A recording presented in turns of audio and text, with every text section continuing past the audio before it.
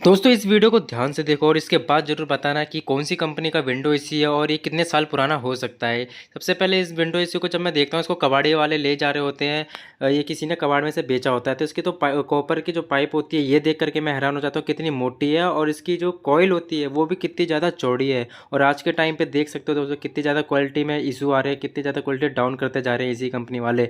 और इसका जो कंप्रेसर था ये भी काफ़ी ज़्यादा हैवी था।